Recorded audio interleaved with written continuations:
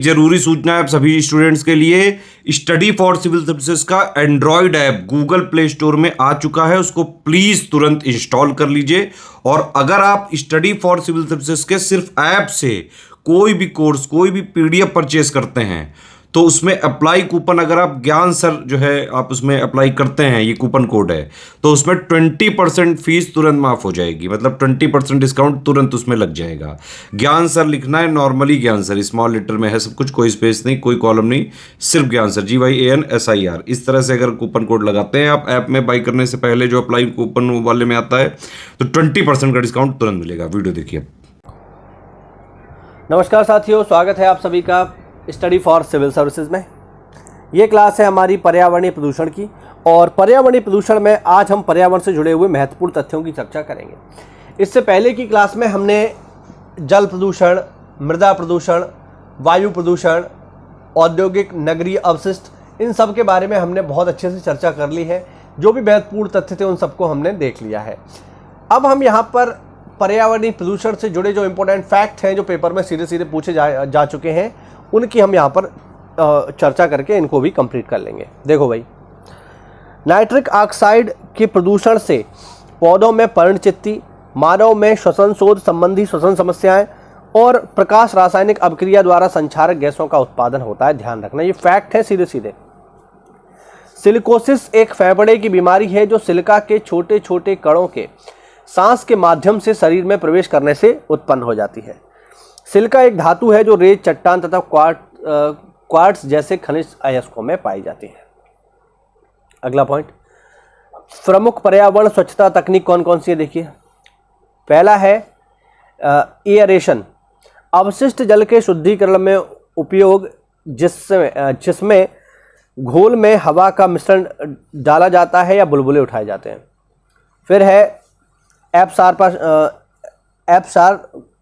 Absorption, क्या लिखा है ये, हाँ मतलब ऐसे ही कुछ है, एब्सॉर्प्शन, प्रदूषकों को हटाने के लिए उपयोग, जिसमें ठोस सतह पर गैस या द्रव के संचयन की प्रक्रिया होती है। फिर है कॉम्पैक्शन, आयतन तथा आकार के नियंत्रण के द्वारा कचरा प्रबंधन। फिर है एनेरोबिक, कुछ जैव सुघट्य सूक्ष्मजीवों के उपयोग द्वारा जैव सुघट्य अवशिष्टों का अपघटन। अगला है एंडोसल्फान, यह एक एग्रोकेमिकल है, इसमें जैव संचयन की मात्रा पाई जाती है। यह स्टॉकहोम सम्मेलन के अंतर्गत प्रतिबंधित है, ध्यान रखना। भारत में इसका प्रयोग किया जा रहा है। यह एक सस्ता एग्रोकेमिकल है, लेकिन पर्यावरण तथा मानव स्वास्थ्य पर इसका अत्यंत विनाशकारी प्रभाव है। अगला फैक्ट है हमारे पास शैवाल प्रस्फुटन, यह अलवण जल या समुद्री जल में घटित हो सकता है। इसके घटित होने के कारण हवा और जलधाराओं का अनुकूल होना, पोषक तत्वों की अधिक आपूर्ति तथा उच्च जल तापमान आदि है। यह समुद्र जल में ऑक्सीजन के स्तर को घटा देता है, जो समुद्री पर्यावरण के लिए घातक होता है और उसको नकारात्मक रूप से प्रभावित करता है। शैवाल प्रस्फुटन यानी बहुत सारे शैवाल अगर हो जाए किसी जगह पे समुद्र में, तो वहाँ का ऑक्सीजन लेवल गिर जाएगा और ये एक प्रकार का प्रदूषण होगा। भारत में ठोस अपशिष्ट के उपचार और निस्तारण के लिए निम्नलिखित प्रक्रियाओं का उपयोग किया जाता है, जैसे वर्मी कल्चर, खाद डालना, ताप अपघटन, कचरा भराव क्षेत्र या जलाए जाने वाले पौधे। अगला फैक्ट देखिए, जल शोधन की उपयुक्त विधियों में से निस्पंदन यानी फिल्ट्रेशन द्वारा सूक्ष्म जीवों का ह्रास नहीं होता, यानी फिल्ट्रेट करके आप पानी में मौजूद सूक्ष्म जीवों को नहीं निकाल सकते। निस्पंदन क्या है? फिल्ट्रेशन, निस्पंदन का सामान्य अर्थ है छानने की प्रक्रिया। यह जल शोधन की वह प्रक्रिया है जिसमें फिल्टर का प्रयोग करके जल में उपस्थित अवांछनीय ठोस अविलेय पदार्थों को पृथक किया जाता है। यानी जो पानी में मिली हुई मोटी मोटी अशुद्धियां हैं वो तो दूर हो जाएंगी, लेकिन आप ये सोचो कि पानी में घुले हुए जो सूक्ष्म जीव हैं वो भी समाप्त हो जाए, वो नहीं होंगे, वो उस छलनी में से पार निकल जाएंगे। अगला देखिए, क्वथन या क्लोरीकरण एवं यूवी रेज द्वारा जल शोधन से सूक्ष्म जीवों का ह्रास होता है। यानी अगर आपके पास कोई ऐसा प्यूरीफायर है जिसमें यूवी रेज है, तो फिर वो आपके पानी में मौजूद सूक्ष्म जीवों को भी समाप्त कर देगा। आगे क्वथन, बॉइलिंग।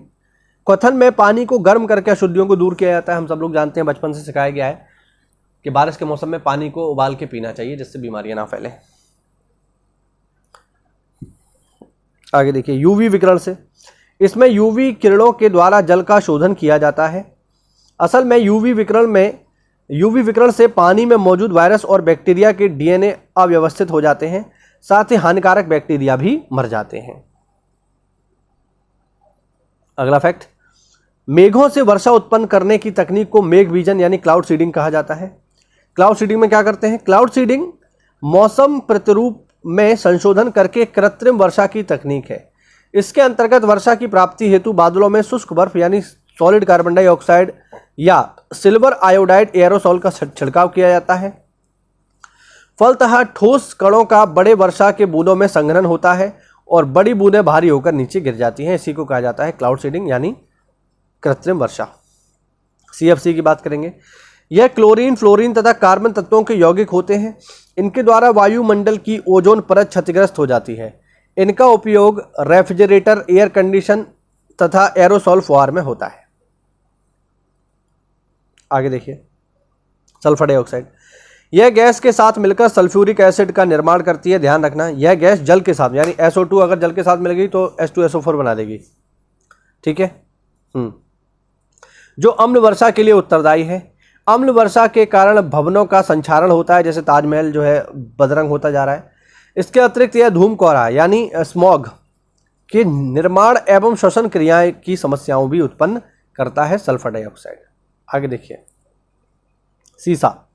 सीसा के यौगिक मानव तंत्रिका तंत्र के लिए नुकसानदेह हैं और कैंसर के कारक होते हैं। और last point, CO2 carbon dioxide मुख्यतः जीवाश्म ईंधन दहन, परिवहन तथा अन्य मानव जनित क्रियाओं के कारण उत्सर्जित होता है तथा वैश्विक तापन के लिए जिम्मेदार है।